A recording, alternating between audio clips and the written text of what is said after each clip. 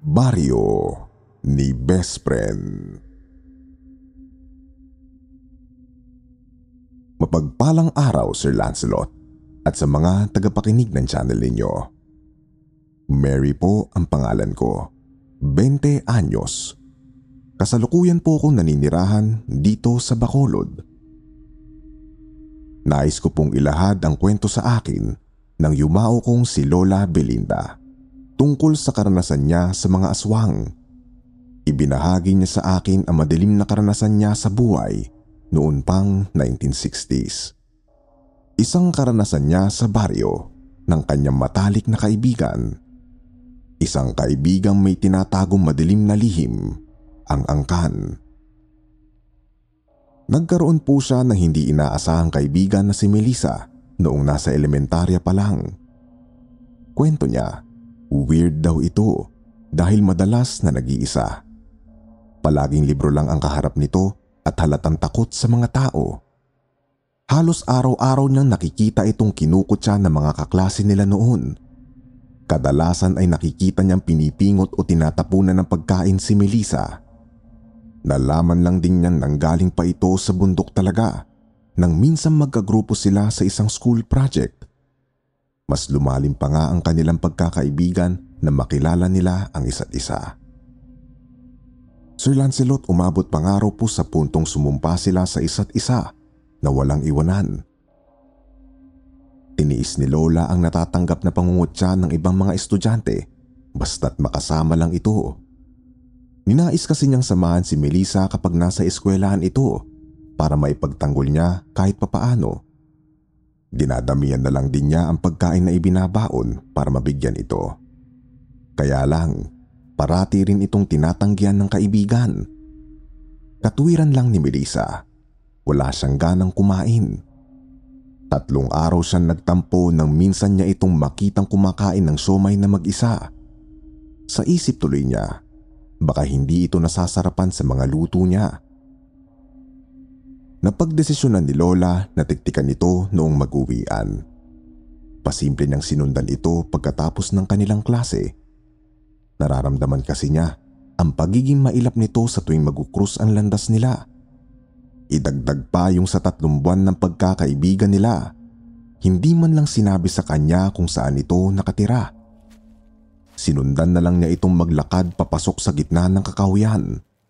Marahan niyang kinakamot ng mga hitang nangangati sa mga talahib na nadaraanan. Inabot ng mga 1 kilometro ang paglalakad niya para lang sundan ito. Ni hindi na nga po niya napansin ang pagdilim na ng langit. Kampante naman si Lola noon na sundan si Melissa. Hindi nga lang niya inaasahan na may susulpot na lalaki sa kanyang harapan. Natakpan na raw ito ang bibig niya bago pa siya nakasigaw. Hindi niya ito nakilala dahil sa suot nitong itim na sombrero at itim na uniforme. Sa pilitan siya nitong binuhat palayo sa kaibigan. Pinilit daw po si Lola na humiga sa mga tuyong dahon sa lupa. Hindi ko na ipapaliwanag pa ang buong nangyari dahil medyo malaswa na. Sa makatuwid, muntik na magahasa si Lola. Pero napigilan ito nang sumulpot na ang malaking aso bago pa man siya mahubaran. Punong-puno ng galit ang puminta sa mukha ng aso. Umaangil ito habang marahang lumalakad papalapit sa kanila. Sa tulong ng maliwanag na sinag ng buwan, nakita niya ang itim na kulay nito at nanlilisik na mga mata. Sinakmal po ng aso ang lalaki sa braso. Pinilit naman ng lalaki na maialis ang braso sa bunganga ng aso. Tapos dali-dali itong tumakbo palayo sa kanila sa takot. Samantalang napatulala na lang daw po si Lola sa aso. Katakataka raw po kasing mas matimbang ang gaan ng kalooban niya sa aso kaysa sa nararamdaman niyang takot. Kaagad nga niya itong sinundan ng tumakbo. Nagtago siya sa likod ng malaking puno. Halos lumuwa na lang din ang kanyang mga mata nang maging si Melissa ang aso. Kaagad niya itong nilapitan para usisain. Nagtanga-tangahan pa nga raw po si Lola noon sa pagtatanong kung nakita ba ng kaibigan ang aso. Agad naman tumanggi si Melissa. Subalit hindi ito nilubayan ni Lola hanggang sa umamin na ito tungkol sa lahi nilang aswang. Naibsan lang ang pagkatakot ni Lola noon na magpaliwanag ito. Ayon kay Melissa, wala siyang balak na magkasik ng lagim sa bayan. Ang tanging hangad lang daw nito ay ang makapag-aral at makisalamuha sa mga normal na tao. Giit pa nito, walang dapat na makaalam sa sikretong yun. Hindi naman din nila naiwasang magkagalit noong gabing yun dahil sa hindi pagkakaintindihan. Payo kasi ni Lola, bumalik na ito sa kanilang pinanggalingan dahil magiging delikado ang buhay nito. Sabay silang naglakad pa uwi. Hindi naman din nila napigilan na hindi pansinin ang isa't isa.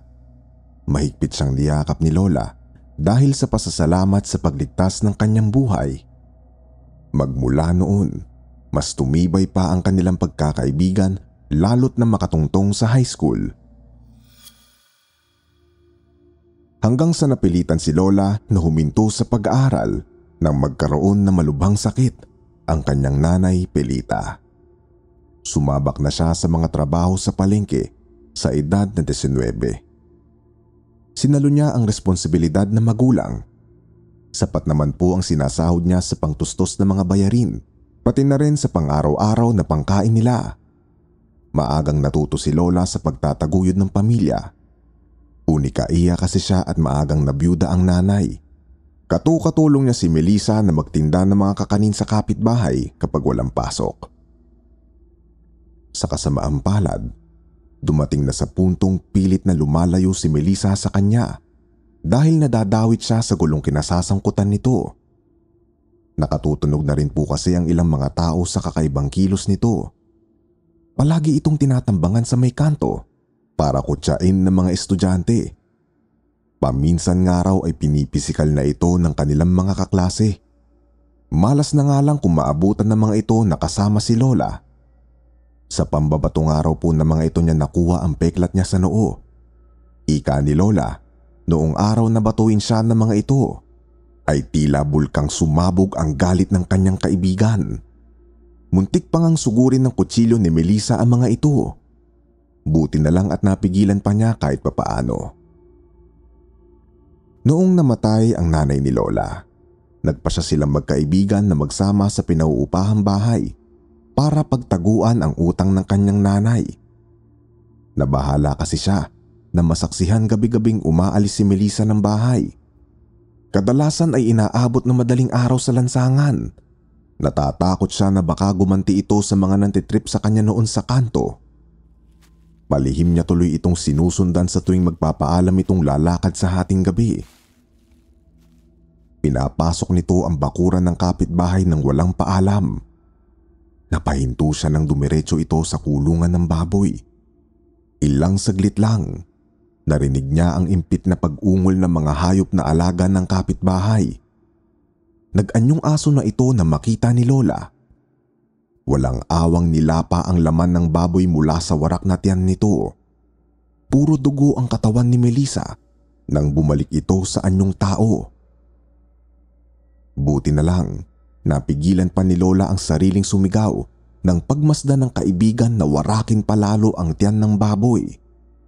Tila isang kanibal na sabik sa laman si Melissa nang ituloy nito ang paglantak sa hapunan. Kinompronta ito ni Lola dahilan para kalmutin siya ng matulis na kuko nito. Hindi umuwi si Melissa noong gabing yun. Gayunpaman, pasimpleng naglibot-libot si Lola para hanapin ito, pero miski anino man nito ay hindi niya nakita. Muli na lamang niya itong nadatnan sa kulungan ng baboy. Dinaldal niya na lang ang may-ari nang lumabas ito para lang hindi mahuli ang kaibigan. Pinilit niyang umuwi si Melissa noong gabing yun. Pagdating nila sa kanilang tinutuluyan ay nakagalitan pa niya ito. Sigurado kasi siyang mapapatay na ito ng kanilang kapitbahay kung sakaling mahuli. Isa pa ay natanggal na rin si Lola noon sa trabaho sa palengke dahil kakabantay kay Melissa. Yun ang dahilan para makapangutang siya ng malaki-laki ring halaga na hindi niya mabayaran. Nakatanggap na rin siya ng pananakot magmula noon at ilang beses nang muntik ng mamatay. Kaya naman doon na siya kinumbinsin ng kaibigan magpunta na lang sila sa probinsya nito. Wala nang maisip na ibang paraan si Lola para matakasan ng kanyang pagkakautang. Pumayag na lamang siya sa alok ng kanyang kaibigan.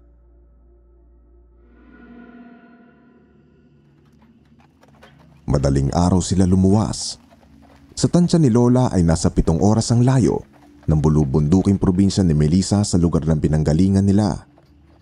Nag-aagaw na rin ng dilim at liwanag na makababa sila ng kalesa. Inis na inis nga si Lola noon sa kutsero dahil sa arko lang papasok sa baryo sila ibinaba. Dahilan nito, hindi raw kakayanin ng kalesa ang baku-bakong daan. Sa kabila naman ng pagod, tumatak sa isipan niya ang paalala ng kutsero. Magdoble ingat daw sa pagtahak sa baryo. Kadalasan daw kasi, maraming natatagpo ang bangkay ng mga dayo sa baryong yun. Napilitan na lang maglakad sina Lola ng 30 minutos bago nakarating sa bahay ni Melissa. Subalit bigla na lang sumama ang pakiramdam ni Lola habang malayo pa sila sa bahay ng kaibigan. At bago pa man sila makapasok sa bakuran ng pamilya nito, tuluyan na nga niyang naisuka ang laman ng kanyang sikmura. Sakto naman na nakasalubong nila ang Tatay Role ni Melissa. May pasan itong panggatong na agad naman itong naibagsak sa pag-aalala sa kanila. Inalalayan siya ng dalawa papasok sa loob ng bahay. Binugahan naman siya ng nganga ng inunguya nito. Ayon kay Tatay Role, mayroong nakausog sa kanya sa baryo. May binulong na kung ano ang lalaki sa hangin. Hindi nga po ng tagal ay guminhawa na ang pakiramdam ni Lola. Napansin ni Lola ang nakatulos na kandila sa harapan ng larawan. Nalaman niyang ang yumaong tiyahin ni Melissa ang nasa lumang larawan, kapatid ng kanyang ama. Prangkang inamin sa kanya ni Tatay Role na pinaslang ito ng mga tao na mahuling pumatay ng tao noon. Ito rin na nagtulak sa kanilang pamilya na mamuhay bilang normal na tao upang maiwasan ang kapahamakan, lalo sa kanyang mga anak. Tumindi pa ang takot na nararamdaman niya nang ipaalam ni Tatay Role na may lahing aswang nga ang mga naninirahan sa baryo. Pinag-iingat si Lola na matanda dahil may galit daw ang mga kababaryo sa lahi nila sa kagustuhan nitong mamuhay bilang mga normal na tao ang mga kaanak. Ipinakilala naman sa kanya ang nakababatang kapatid ni Melissa. Benjo ang ngalan ng misteryosong bata. Hindi ito gaanong nagsasalita. Nasa edad 7 pa lamang yun, ngunit marunong nang magkayas ng kahoy pang dingding sa kulungan ng mga alagang kalapate. Sabi naman ni Melissa, natural lang daw na matuto ang mga bata sa lugar nila ng mga gawaing pangmatanda. Lalong nangamba si Lola para sa kanyang kaligtasan nang seryosong tanungin ng bata kung siya na ba ang susunod na kakainin para sa araw na ito. Humingi naman din ng pasensya ang bata matapos pagalitan ni Tatay Role. Wala naman siyang naramdaman na kakaibang kilos ng pamilya noong gabing yun, Sir Lancelot. Katabi niya matulog si Melissa. Nagtaka nga siya dahil hindi ito umalis sa kanyang tabi para mambiktima ng hayop.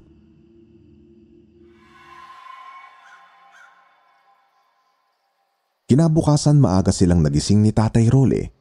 Pinagmasdan niya itong magsuga ng alagang kambing sa madamong bahagi ng bakuran. Malapit lang sa ilog ang bahay ng mga ito. Yun nga lang, pinigilan siya nitong magtampisaw sa daloy ng tubig. Bilin kasi nito, hindi kaagad maaaring kumalat sa baryo na mayroon silang kasamang dayo sa bahay. Panigurado kasi, iba na naman daw ang iisipin ng mga tao sa lugar patungkol sa kanilang pamilya. Iyon nga lang, hindi po nagtagal, agad na rin kumalat ang nasabing sikreto sa baryo. Matatalas kasi ang pangamoy ng mga taga-baryong aswang sa mga mortal na katulad niya.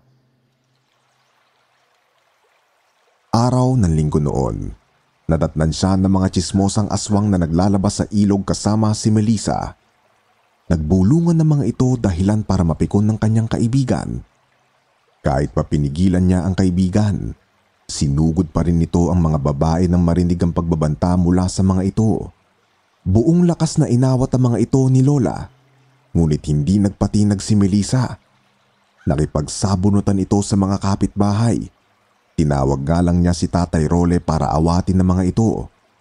Kamuntik na makapatay si Melissa dahil sa rambulang yun.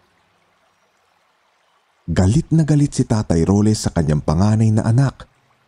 Natitiyak kasi nito na magsusumbong ang mga tsismosa kay Luciana, ang bagong namumuno sa organisasyon ng mga aswang. Dating kaibigan daw po ni Tatay Role. Ilang oras pa, napansin ni Lola ang 3 babaeng nakasuot ng itim na belo na huminto sa tapat ng bahay ni na Melissa. Kaagad naman binuhat ni Tatay Role ang bunsong anak papasok sa loob ng bahay. Itinago ang bata sa basement ng bahay kasama niya. Maotoridad kasing pinasok ng mga babaeng nakaitim ang bakuran nila. Sa kabila ng namumuong tensyon, pilit siyang lumabas sa pinagtataguan at pumwesto sa ilalim ng katre upang marinig ang usapan ng mga ito. Banta ng mga ito, lalong hindi patatahimikin ang pamilya ni Tatay Role kung hindi nila isusuko si Lola. Hindi naman din nagpatinag ang matanda sa pananakot ng mga ito. Bumunot ito ng itak at itinutok kay Luciana. Nagmamadali namang lumayas ang 3 babaeng nakabelo sa takot kay tatay. Napailing na lang si Tatay Role na makita siyang lumabas sa ilalim ng papag. Anito, balewala lang ang pagsisinungaling niya dahil naaamoy ng mga ito ang presensya niya. Inamin ni Tatay Role na dati niyang pinamumunuan ng organisasyon. Napalitan lang daw siya ni Luciana sa pamumuno dahil napatalsik ito sa posisyon. Ibinoto rin daw kasi ito ng mga kalahi nila dahil Amazona at walang awa ito kung pumatay. Mula noon ay hindi na ito nakaalis na maluklok sa posisyon. Nagreyna-reynahan raw ito magmula na makaupo sa pwesto. Mas lalo ring humigpit ang patakaran sa baryo, dahilan para hindi makaalis ang pamilya ni Tatay Role. Naging limitado na lang din ang galaw ng pamilya nito. Ginipit din sila ni Luciana dahil ginamit nito ang koneksyon para ipatanggal siya sa sakahan na pinagtatrabahuan noon. Sa awa ni Lola, palihim niyang kinausap si Melissa na tulungan siya makahanap ng part-time job, pangtustos sa kanilang gastusin. Nagpumulit siya sa kaibigan kahit pa may nagbabadyang kapahamakan sa kanila. Sa kagustuhan nitong magtrabaho, pumayag na lamang siya sa kondisyon nitong magsanay siya kung paano makipaglaban bago magpagala-gala sa baryo. Noong araw din na yun, niregaluhan siya ni Melissa ng punyal. Tinuruan siya nito kung paano gamitin ang armas. Nakipag-sparring pangaraw po ito sa kanya na matutunan ng paggamit ng punyal. Labis tuloy ang pag-aalala niya nang kaagad manghina ang kaibigan matapos mahagip ng talim sa tagiliran. Sabi ni Melissa, may taglay daw itong kapangyarihan laban sa mga aswang. Gayunpaman ay may pagtatakang sumagi sa isipan ni Lola. Hindi kasi ito nagbigay na impormasyon kung saan nakuha ang punyal. Mahigit 1 linggo silang palihim na nag-ensayo. Kada araw ay may isang nasusugatan sa kanilang dalawa. Noong huling araw naman ng pag-iensayo niya, nagising na lang daw siyang nakakabit sa matibay na hamba ng pintuan. Pinaulanan siya ng suntok ng kaibigan sa sikmura. Lantutay ang katawan ni Lola nang matapos. Galit na galit siya sa ginawa nito. Depensa naman ni Melissa. Mabisang ensayo yon para patibayin ng kanyang pangangatawan. Lampa kasi si Lola. Yun ang naman ako sa kanya, Sir Lancelot. Ibinabaon niya ang punyal kahit saan siya magpunta.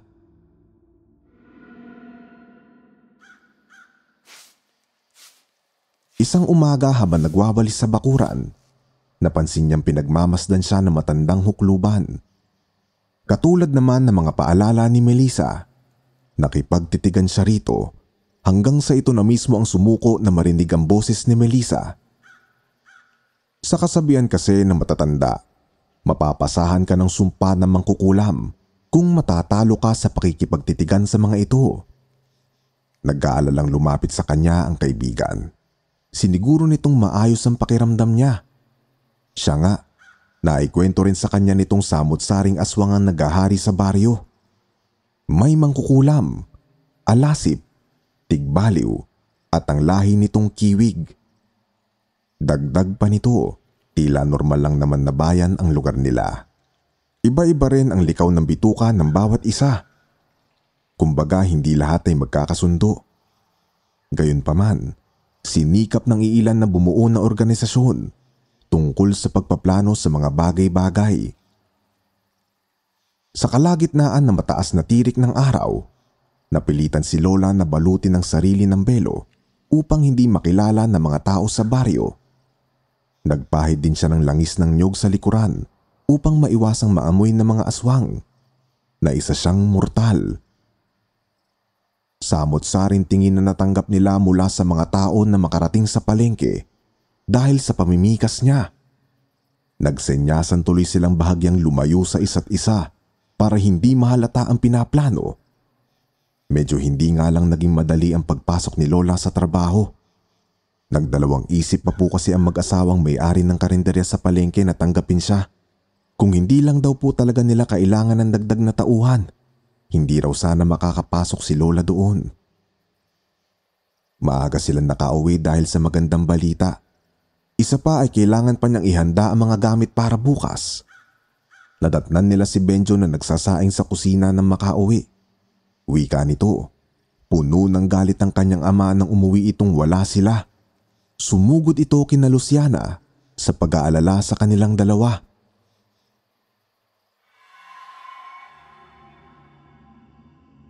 Dapit hapon na makauwi si Tatay Role. Damang-dama niya ang paghagod na masamang tingin nito.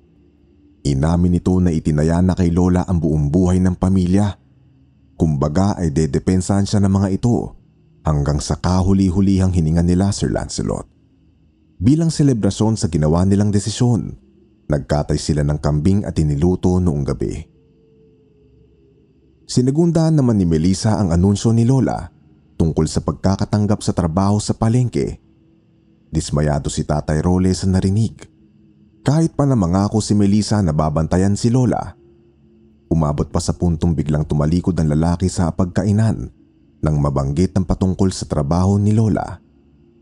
Kinausap na lang nila ito at lumamig-lamig na ang ulo na matanda. Wala din naman itong nagawa dahil desidido na si Lola at suportado ni Melissa yun. Ito pangaraw ang magiging bodyguard niya sa pagpasok.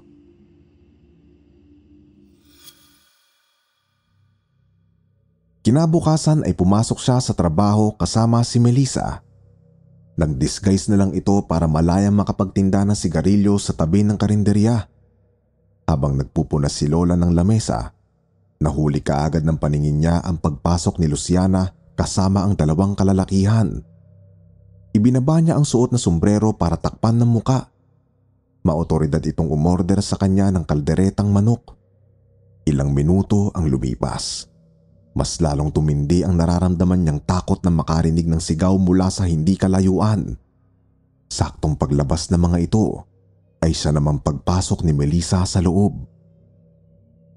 Hinila nito ang kanyang kamay. Mabilis silang nagtatakbo pa uwi. Sabi ni Melissa, nagtungo lang daw sa karinderya si Luciana para tiktikan siya. Nasiguro nitong may pinaplanong masama ang organisasyon. Hindi na pumasok si Lola sa trabaho matapos noon. Isinasama lang siya ni Benjo at Melissa sa pagde-deliver ng balut para hindi mag-isa sa bahay.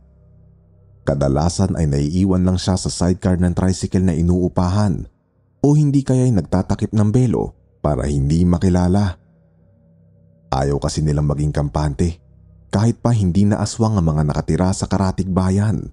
Doon pa nga madalas nang gagaling ang mga natatagpo ang patay na dayo. Pebrero 16 taong 1960, petsa ng pagsisimula ng isang malaking pagsubok sa buhay ni Lola. Naiwan sila Benjo noon. Nagpasya kasi si Melissa na saglit na iiwanan sila sa kanto para hindi na mapagod sa paglalakad. Sa pagiging kampante, hinayaan niya ang bata na lumayo sa kagustuhan nitong maglaro. Lumipas ang kalahating oras. Hindi na ito nakabalik. kaya't hinanap niya na ito. Kahit anong pagtatanong sa mga tao, hindi niya nahagilap miski anino ng dalawang kasama.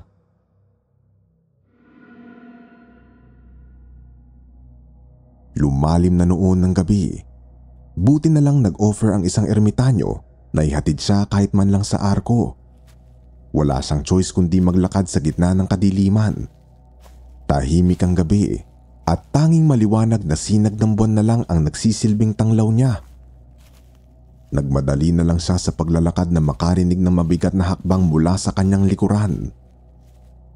Maya-maya lang, may dalawang yanggaw na humarang sa kanyang dinaraanan.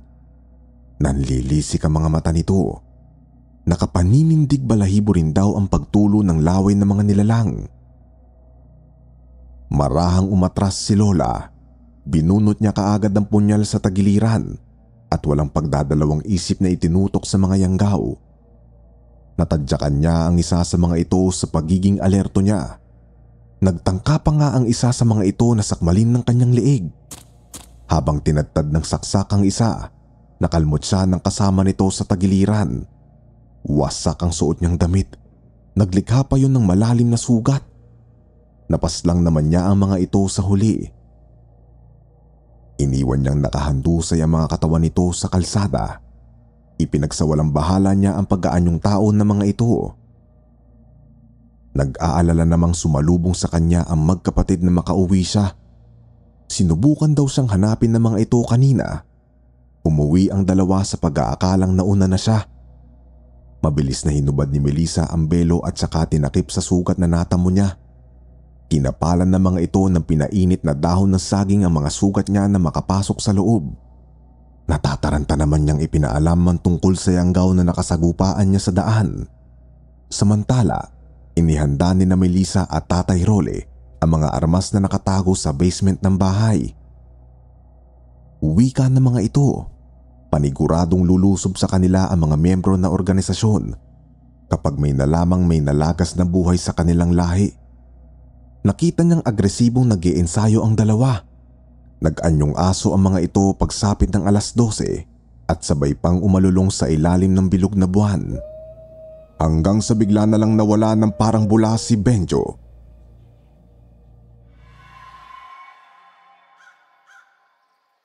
Kinaumagahan, natagpuan na lang nila ito sa ilog. Warak ang tiyan at halos wala nang natirang laman loob. Nanginginig sila sa galit habang naguhukay ng libingan nito sa bakuran. Mula noon, naging balisa na si Tatay Role. Ilang araw itong hindi nakakain at laging nakatulala sa kawalan. Mas lalong umusbong ang galit nilang mag-anak. Lumalabas na ang dalawa para mambiktima ng aswang na papatayin tuwing gabi. Nang minsan siyang sumama kay Melissa, nakita niya kung gaano kabrutal itong pumatay ng aswang. Pinugutan nito ng ulo ang buhay na aswang. Minsan naman, buhay na nakakatay ng biktima at ipapalapa sa alagang aso. Batid nilang gumante ang organisasyon sa pagkakapatay sa kanilang mga kalahi, kaya pinatay ng mga ito si Benjo. Kaya't hahamakin nila ang lahat makapaghiganti lang din. Nadaratnan na lang din kasi nilang nakahandusay na sa damuhan ng mga alagang hayop kapag umuwi ng madaling araw. Kadalasan ay mas masahol pa sa krimeng ginawa kay Benjo ang sinasapit ng mga kambing. Napagdesisyonan na lang tuloy nila Lola na bantayan ng mga natitirang hayop. Ang hindi inakala ni Lola, yun pala ang maglalagay sa kanyang buhay sa matinding alanganin.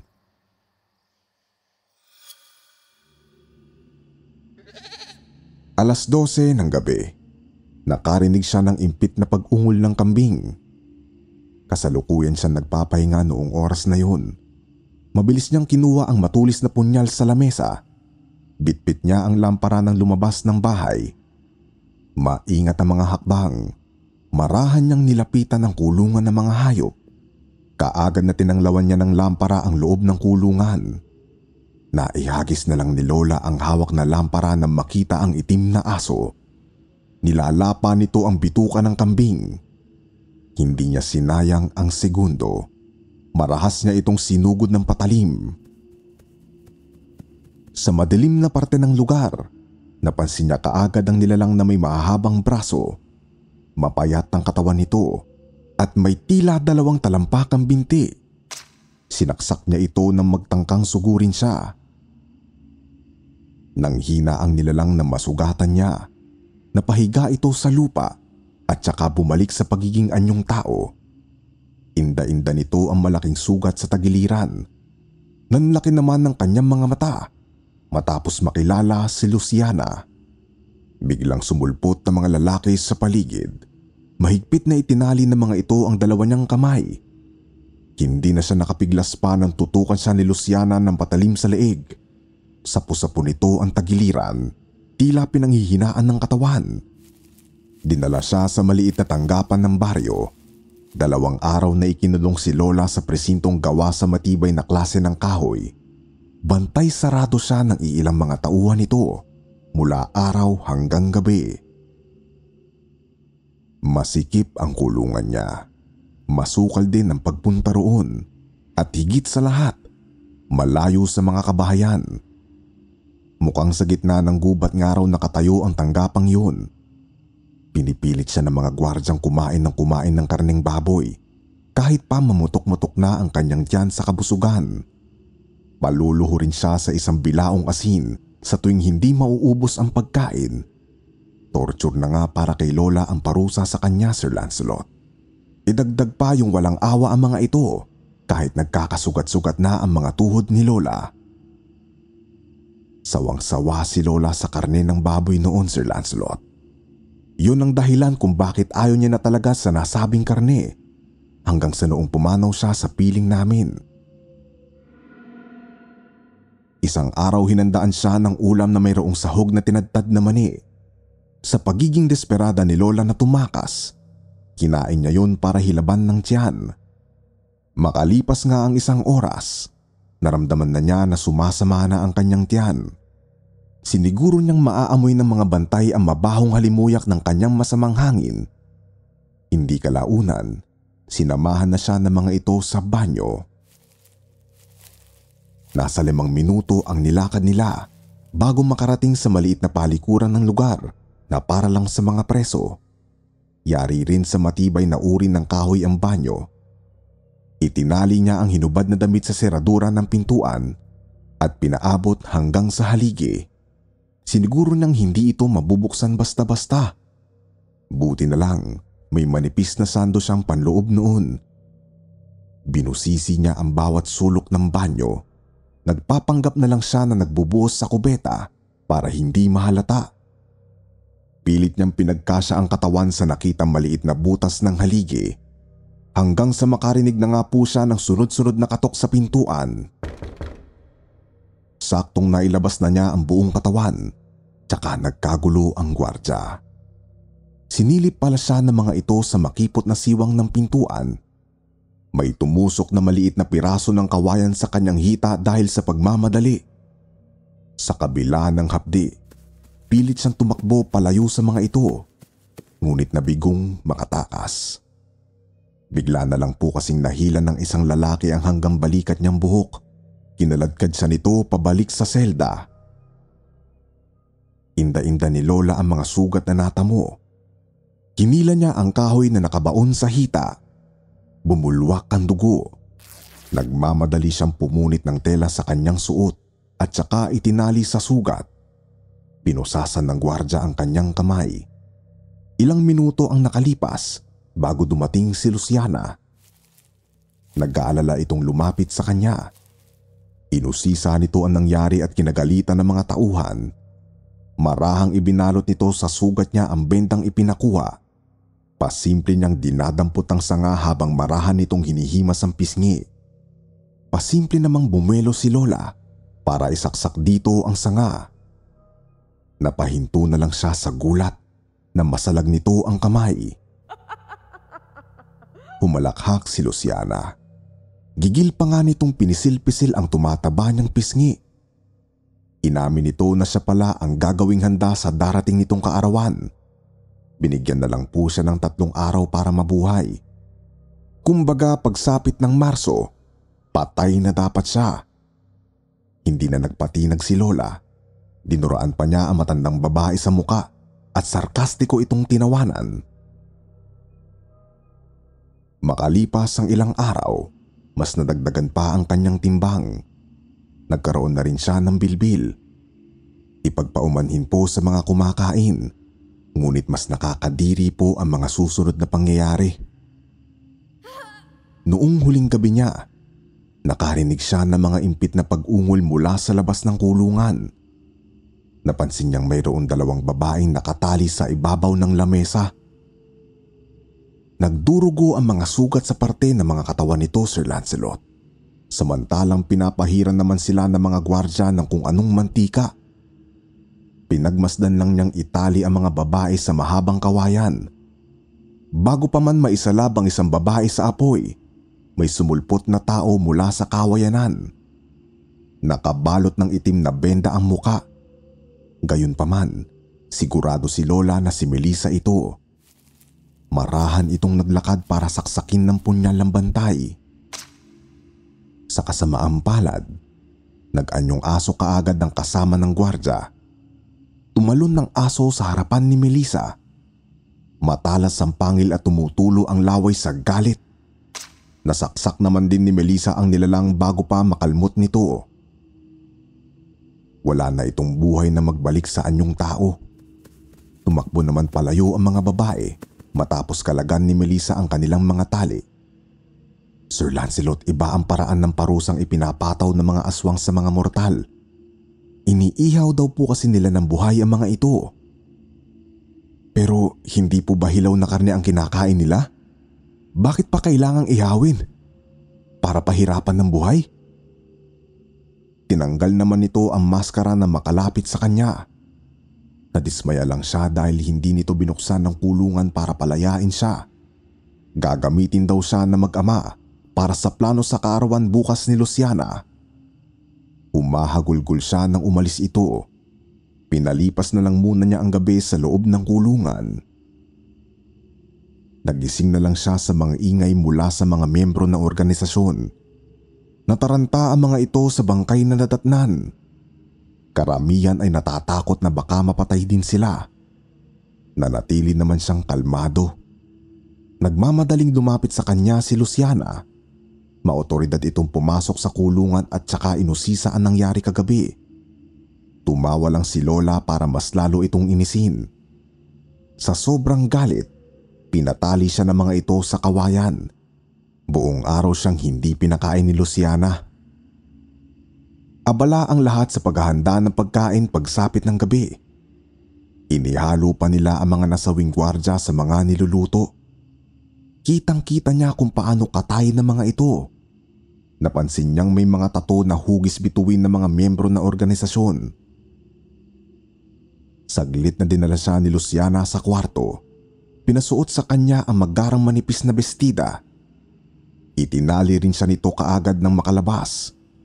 Napansin niyang nakahain na ang iilang mga pagkain sa mahabang lamesa. Pinahiga at itinali ang kanyang mga kamay sa malaking espasyo nito. Nagtulos pa ng kandila ang mga ito sa paligid ng pwesto niya. Mariin siyang pumikit. Pagkilos ni na Melissa at Tatay Rolin na lang ang tanging pag-asa niya.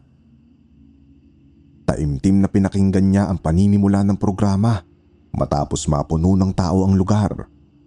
Samot-saring ingay ang naririnig niya.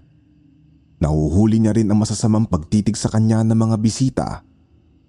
Gumuho naman ang kanyang mundo nang makitang pumanik sa entablado ang mag-ama. Nanlambot ang mga tuhod niya na marinig na kasapi na ang mga ito sa organisasyon. Inilabas ni Luciana ang turista na nakasaklob ng sako sa muka. Dali-daling sinunod ni Melissa ang utos na gilitan ng leeg ng lalaki. Pinaso din ito ng mainit na bakal sa braso para lagyan ng tato. Hindi nang tagal, nagsimula na ang programa. Umupo sa harapan niya ang mga eksekutibo na organisasyon. Sinimulan ng mga itong lantakan ng mga pagkain na kahain sa lamesa.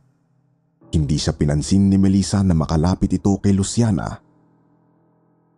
Habang nag-iindakan sa musika ang mga ito, Pasimple niyang kinuha ang tinidor ng isa sa mga bisita. Marahan niyang kinalag ang sarili. Palihim naman siyang nilapitan ni Tatay Role. Binigay nito ang punyal sa kanya. Nagpanggap siyang nakatali pa rin na makalag ang sarili. Ilang segundo lang, bumalik ang lahat sa pagkakaupo. Tiniis niya ang sakit ng tusukin ng isa sa mga ito ang hita niya ng tinidor. Napangiwi pa siya na mapansin ng dugong umagos mula sa sugat na natamo. Nakampante naman siya na makita sina Melissa at Tatay Role na nagkukunwaring dumapit sa iba pang mga pagkain na nakalatag sa kabilang mesa. Napansin niyang may inihalo ang dalawa sa lambanog na nakalagay sa malaking babasagin na bote. Nag-anunsyo si Luciana na sa pagpatak ng 12:00 ng gabi ay lalantakan na siya ng mga ito. Kaya lang, natadyakan niya ang lalaking nagtangkang hiwain ng kutsilyo ang hita niya. Marahan siyang napailing sa gigil dito. Hindi rin kasi nakaligtas sa kanyang paningin ang hawak nitong baso. Kumbaga iinumin nito ang dugong manggagaling sa sugat niya, Sir Lancelot. Sinita din ni Tatay Role ang lalaki bago pa ito mag-iskandalo. Dama niya ang mga takam na tingin ng mga bisita. Kahit paano, naikalma niya ang kalooban nang makita ang pagkuha ng mga ito ng lambanog. Mabilis na nailagok ng mga ito ang inumin. Ilang segundo lang, bumagsak ang iilan sa lupa. Kaagad na nagkagulo ang mga bisita. Nagmamadali siyang tumayo na mabigyan ng senyales ni Melissa mula sa hindi kalayuan. Pinursige niya ang sarili na tumakbo palayo sa mga aswang. Napaatras siya nang biglang humarang ang alasip sa kanyang dadaanan. Nawala siya sa balanse ng matisod ng bato. Sumalpok ang ulo niya sa matabang puno sa lakas ng pagkakabagsak ng katawan. Mayroong dugo na tumagas mula sa kanyang noo. Naramdaman na niya ang pagdilim ng paningin. Ginamit niya ang natitirang lakas para tumayo pero nabigo. Mariin na lang niyang ipinikit ang kanyang mga mata. Namulat ang mga mata ni Lola sa loob ng isang maliit na kuweba. Tanging nakatulos na kandila ang nagsilbing tanglaw niya. Pilit na kinalag niya ang sarili sa pagkakatali sa malaking bato. Ni hindi siya makasigaw dahil sa damit na nakabusal sa bibig. Puro bahid ito ng dugo. Naduwal siya ng malasahan ng kanino man na dugo na yun. Lasang kalawang ito. Umalingaw ang impit na pag-ungol niya sa lugar, Sir Lancelot. Hindi na nga po niya alintana ang muling pagdurugo ng noo. Saglit siyang tumigil sa kakasigaw na maramdaman ng pagdurugo ng lalamunan. Ilang beses siyang nasamid. Ilang minuto pa ang nakalipas. Nakita niya ang isang babaeng papasok sa loob ng kuweba. Nakatabing ng itim na belo ang mukha nito.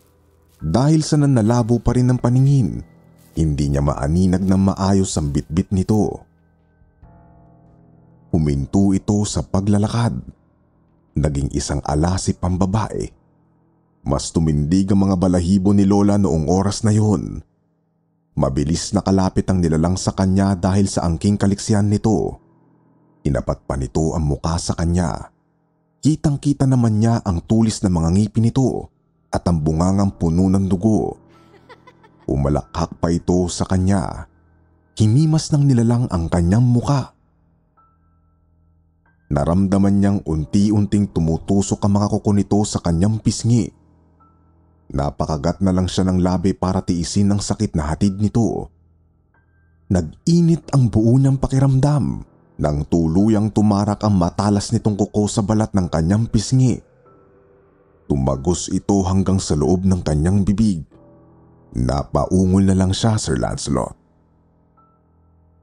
Bumulwak ang dugo mula sa kanyang sugat nang hugutin ng aswang ang kuko. Naglakad ito palayo sa kanya para buksan ang bitbit na sako.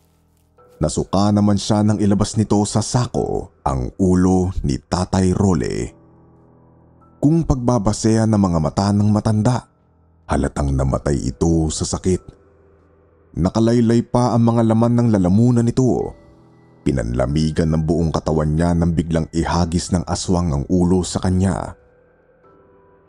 Nagwala si Lola. Umiiyak siya, pero hindi man lang daw niya nabakasan ng awa ang kaharap. Marahan nitong dinampot ang ulo, sarkastiko pa itong ngumiti sa kanya habang dinudukot ang mata ni Tatay Role. Walang awang hinigop ni Luciana ang mukha nito nang lumuwa. Nanlalaki ang mga mata ng aswang nang sinalubong ang masamang tingin ni Lola. Marahas na tinanggal ni Luciana ang nakabusal sa kanyang bibig. Kinuha niya ang oportunidad na yon para sumigaw. Sabi ni Luciana, pinairal daw ni Tatay Role ang puso para sa mga mortal, kaya ito ang pinatawan ng kamatayan. Natuntun silang dalawa na matanda bago pa siya nawalan ng malay. Sa madaling salita, sinalun nito ang kapahamakan na dapat ay para sa kanya. Isang sikreto rin ang inamin ni Luciana. Inggit ang rason sa kanyang pagkakagalit sa pamilya ni Tatay Role. Kwento nito, noong magkaibigan pa sila, palagi na lang itong pinupuri ng mga tao kumpara sa kanya. Lalong umusbong ang selos niya rito nang piliin ito bilang pinuno sa organisasyon. Isinuplong niya si Tatay Role nang malamang umiibig ito sa mortal. Sumiwalat sa publiko ang mga lihim na anak nito. Buti na lang, nakapanganak na ang asawa ni Tatay Role bago papatawan ng kamatayan ang babae. At mula noon, tumiwalag na ang matanda sa organisasyon. Babala pa ni Luciana kay Lola, hindi pa tapos ang laban sa pagitan ng pamilya nito. Nakumpirma kasi na matandang babae na buhay pa ang anak ng matalik na kaibigan. Nakatakas daw ito noong magkagulo sila. Hindi rin ito alam na napatay na si Tatay Role. Nakampante ang loob niya dahil doon. Ayon pa kay Lola, tinuturing daw na kamalasan ni Luciana ang buhay. Iniwan kasi ito ng nobyo matapos mabuntis. Nakunan din ito na malugmok sa sobrang pagdaramdam at pag-iisip. Dahil sa pabago-bago nitong emosyon, nabatid ni Lola na sira na ang bait ni Luciana. Dahil siguro yan sa depresyon, Sir Lancelot. Makailang beses nitong pinisil ang pisngi ni Lola. Wika nito, gagawin siyang tulay para mapaslang si Melissa. Isang araw siyang nanatili sa loob ng kuweba. Umaalis si Luciana bago sumapit ang oras ng pagkain. Dahil sa gutom, kinakain na niya ang mga bitbit nitong ulam sa tuwing makakabalik ito sa kuweba. Matalas ang isip ni Luciana. Alam nito ang kahinaan ni Melissa kapag nagkaharap silang dalawa. Kwento pa nito kay Lola. Pumayag lang daw itong maging kasapi na organisasyon ng mag-ama upang mapatay ang iilan sa eksekyutibo na organisasyon. Una pa lang, alam na nito ang pinaplanong pagsalakay sa kanila.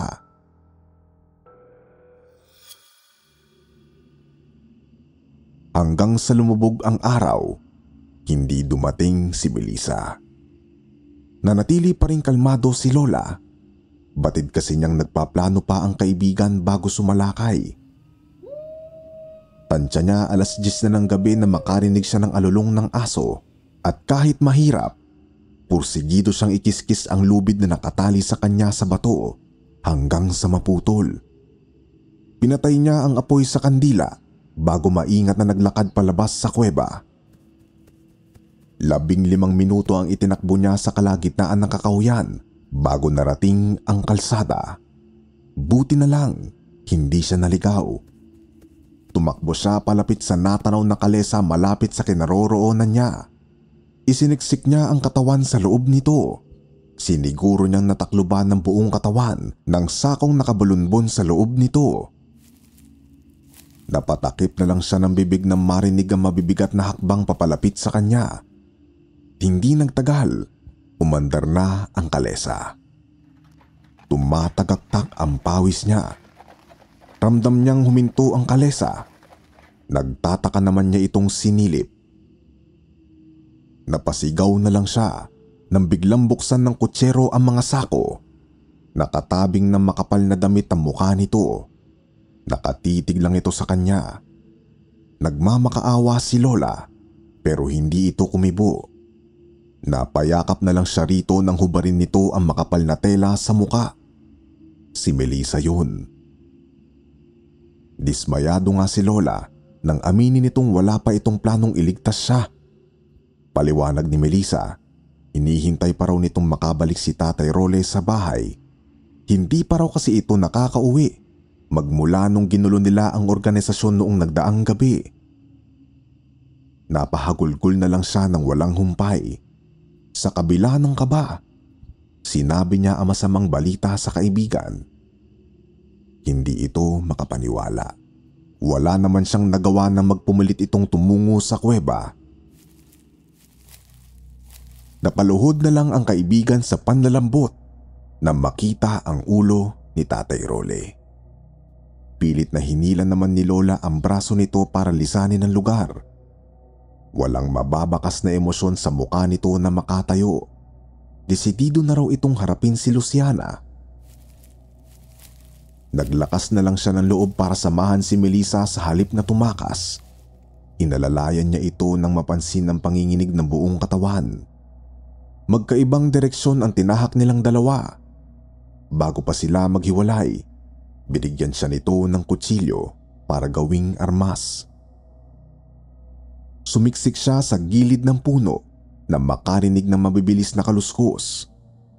Kasing bilis ng kabayo ang galaw nito. Hindi niya napigilan ng sigaw nang biglang tumambad sa harapan niya ang nakakapanindig balahibong muka ng alasip. Tumulo pa ang laway nito sa kanyang muka bago siya sinakal. Bahagya pa siyang umangat sa kinatatayuan sa lakas ng sakal na yon.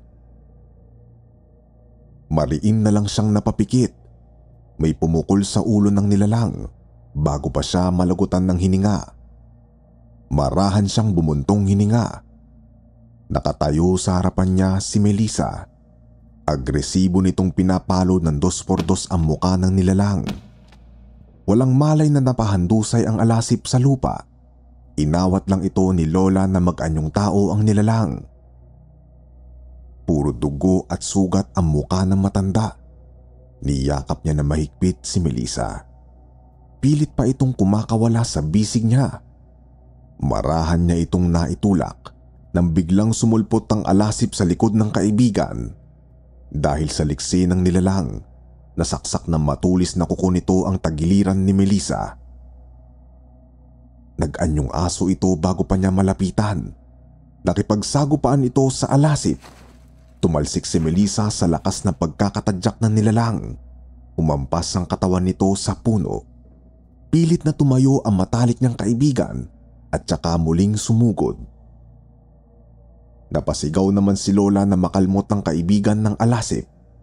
Tuluyang bumagsak ang aso sa lupa. Ni hindi siya makalapit sa takot kay Luciana.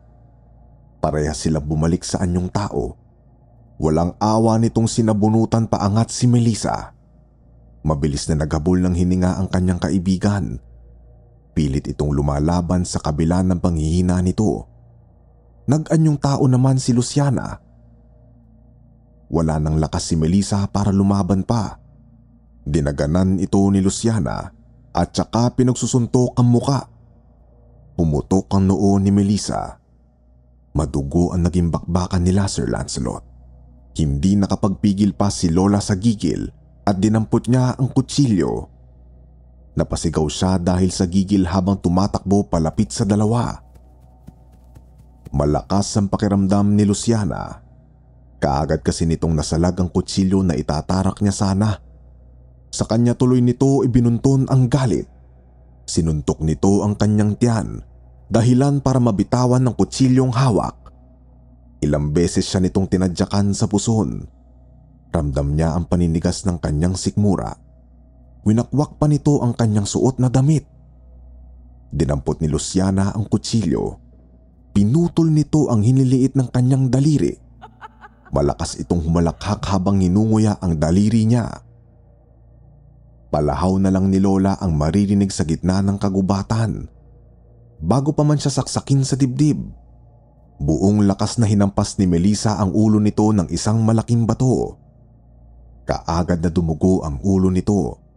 nawalan ulit ito ng malay tsaka bumagsak ang katawan sa lupa. Nilamon na matinding galit si Melissa. Ginamit nito ang natitirang lakas para buhatin ang katawan na matanda. Sabay silang naglakad patungo sa kariton na sasakyan. Isinakay ng dalawa ang matanda roon at umuwi na sa bahay. Nagtulong ang dalawa na itali ito sa posteng kahoy. Kumuha naman si Melissa ng gasolina mula sa gamit ni Tatay Rolly. Walang pagdadalawang isip na ibinuhos nila ang gasolina sa katawan ng kaaway. Balisang naupo ang dalawa sa harap ni Luciana. Wala sa kanila ang makapaniwala sa nangyari. Mahigit kalahating oras ang hinintay nila para magising ito. Umiiyak ito habang nagmamakaawa na huwag patayin. Isinumbat pa nga ni Luciana ang ginawang pagtulong kay Tatay Rolly noon. Hindi naman nila pinakinggan ng mga sambit nito. Sarkastikong ngumiti si Melissa nang sindihan ng posporo ang katawan nito. Mabilis na kumalat ang apoy sa buong katawan nito. Tila musika para sa kanilang tenga ang sigaw at pagmamakaawa nito habang nasusunog ang buong katawan. Natusta si Luciana. Iniwanan nila ang abo nito, samantalang ibinuhos nila ang natitirang gasolina sa loob ng bahay. Sinunog nila ang buong bahay matapos makapag-impake ng gamit. Hindi pa raw sila umalis kaagad kinabukasan. Tiniktikan pa kasi ni Melissa ang mga nagkakagulong mga taga-baryo noong mag-umaga na. Labis daw ang pagkatuwa ng babae habang pinagmamasdang umiiyak ang kanyang mga kababaryo. Nilisan po nilang dalawa ang lugar. Nagpakalayo-layo sila kung saan hindi matutunton ng kung sino mang aswang na nagmula sa baryo. Nangupahan lang sila sa Cebu. Naghiwalay din naman ng kanilang landas nang mabuntis si Lola ng kanyang nobyo. At magmula noon, wala na raw siyang balita sa matalik na kaibigan. Sa ngayon po ay wala na ang lola ko, Sir Lancelot. Namatay po siya dahil sa breast cancer. Mga 5 taon na rin po ang nakararaan. Subalit bago pa man siya tuluyang pumanaw, palagi kaming may namamataang itim na aso sa paligid ng bahay. Napakalaki po noon at animoy nagmamasid sa amin. Ngunit hindi naman po mukhang agresibo, kaya pinabayaan na lang namin. Isa pa ay nasa isip ko po kasi itong ikinukwento ni Lola sa akin noong bata pa ako. Isang kwentong tumatak na sa isip ko. Hanggang dito na lamang po, Sir Lancelot. Sana po ay nagustuhan ninyo itong binahagi ko.